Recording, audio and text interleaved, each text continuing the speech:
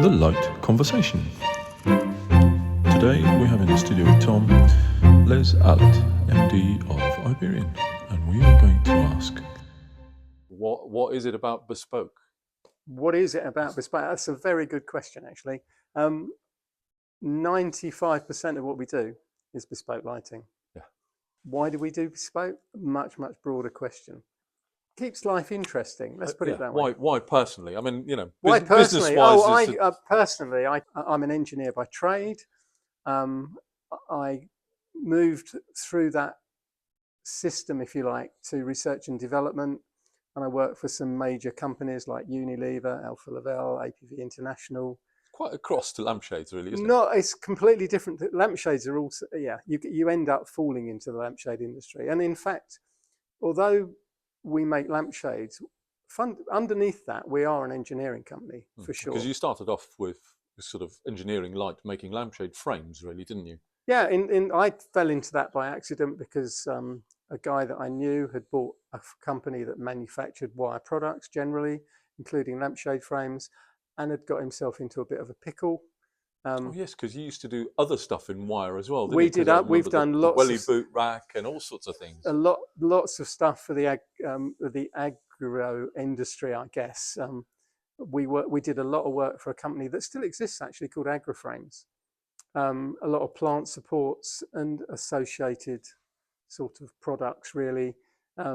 We did silhouettes, which in the days of plasma cutting, we made lots of silhouettes of animals that turned into hanging baskets and brackets, etc. So we've always. So did you do the baskets as well then? We did the baskets as well, very so nicely. I should all point sorts out. of wire products and wire products as a whole.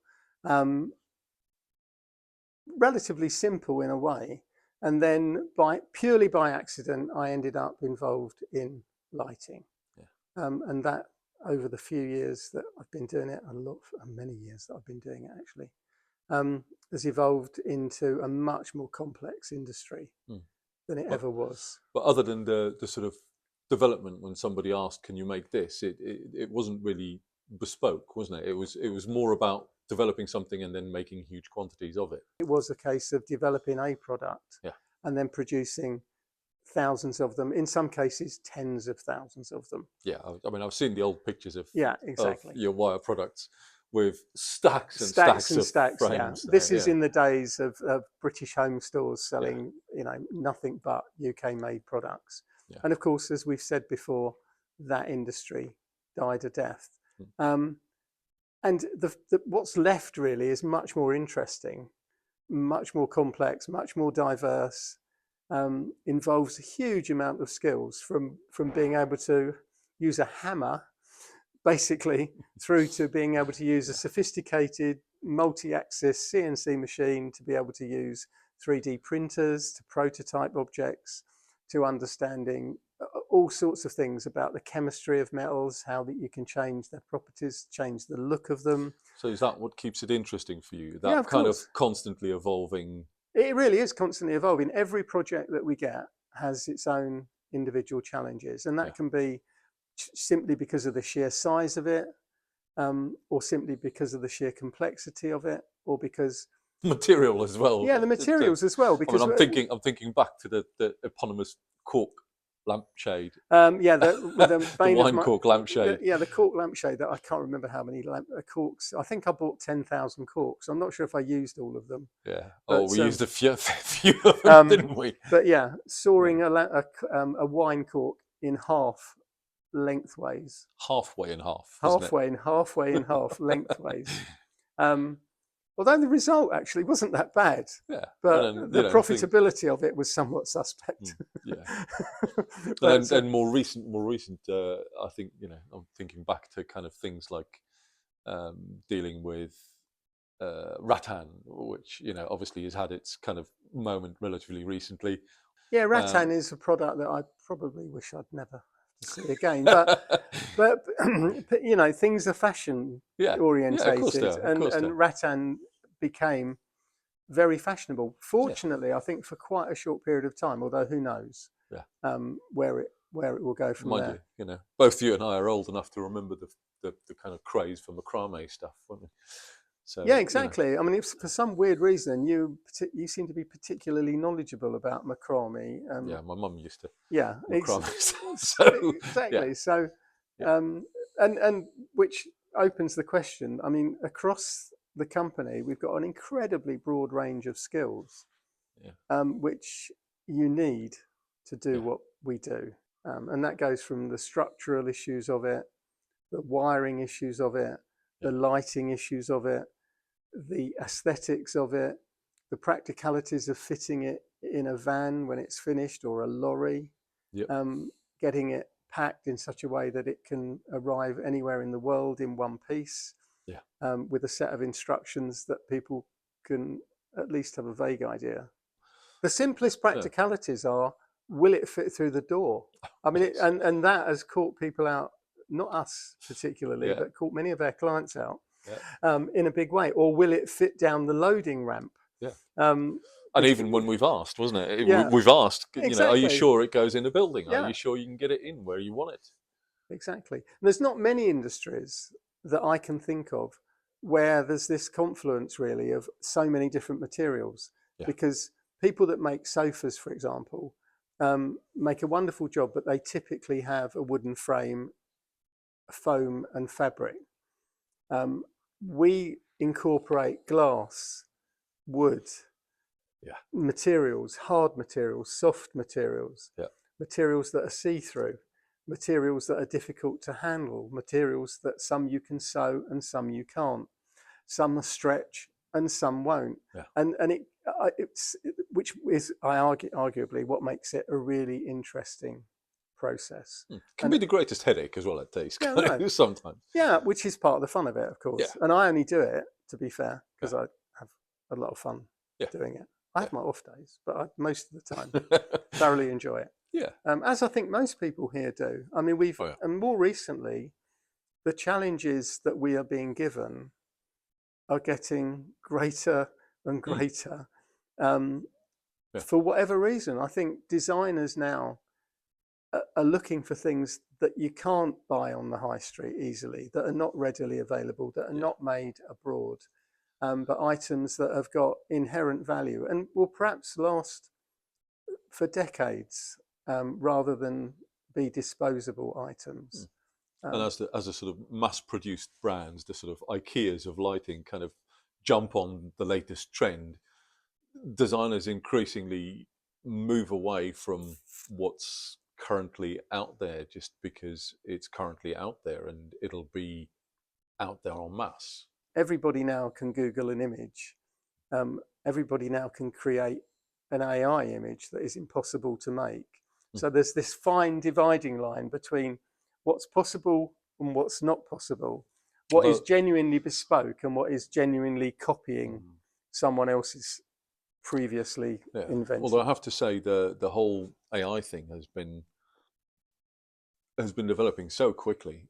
We started off getting the odd really impossible images from you know, stuff that AI had clobbered together from, you know, high end Yeah, product shots or project shots, I should say, and these kind of fantastic ceiling installations that just look like, you know, waves of fabric across the sea and, you know, things, and you just look at them and go, you know, you haven't got a hope in hell in your budget. no, And then exactly. it's very quickly now gone where we're getting the odd inquiry now where you're looking at it going, that looks like a few things I know, but it doesn't quite look like any of them. And then you realize actually it is an AI generated image And based you, on that style, but absolutely. it's not that. And they're getting better, which I suppose to our benefit also means they're getting more manufacturable. Some of our customers at the moment very much stretch our imagination Yeah, to the limit, yeah, which is what makes it a great deal of fun. yeah, yeah. It's Doing things that otherwise you would think were impossible. yeah, And it's great. It's great when you see people's, sometimes it's not so great, but it's great when you see people's response hmm, to something they've fundamentally designed, hmm, we've taken as a project yeah, and turned it into an actual object. yeah, And yeah, what greater satisfaction can you get yeah. than a happy client with Absolutely. something that they imagined in their own minds and now is reality. It's always been about the bespoke for me. It's always been about making that individual piece to what somebody else thought they could imagine but couldn't quite get together. Yeah, If you see couldn't what I mean. quite achieve the result they wanted. Yeah, so that's always been the one for me. And like you say, there's no satisfaction like that moment when the person gets to discover what you've actually managed I've had to make. conversations with you today which have involved glass, molded glass, ceramics, brass, the whole gamut of materials, including fabrics, that we use collectively to produce products. I've said it before, there aren't many industries where you do all those. You do all that, not in one day, just on the cuff. It's like, oh, that's fine. Yeah, we'll do that. We famously worked in paper recently, which was quite fun. We have worked in paper. I can see one staring at me at the moment. And apparently we're going to develop some more paper shades. Yes, we're going to be working more on that. But in any event, we made a very large paper. I'm going to call it a lampshade. It really isn't a lampshade. It is a piece of art, and it was designed to be a piece of art, and it is painted on. And it's an interesting crossover because I always kind of had this idea. In fact, before I started at Iberian, that I might be able to do the workshop side for artists. Yeah. And in a way, the chap that came and did the decorative part of that shade that we just talked about. Yeah, we had an artist. He was like an artist for hire for other artists. Yeah, exactly. And essentially did that, the kind of the labour side of getting the thing together. And I'd always seen that as a possibility of what I could make.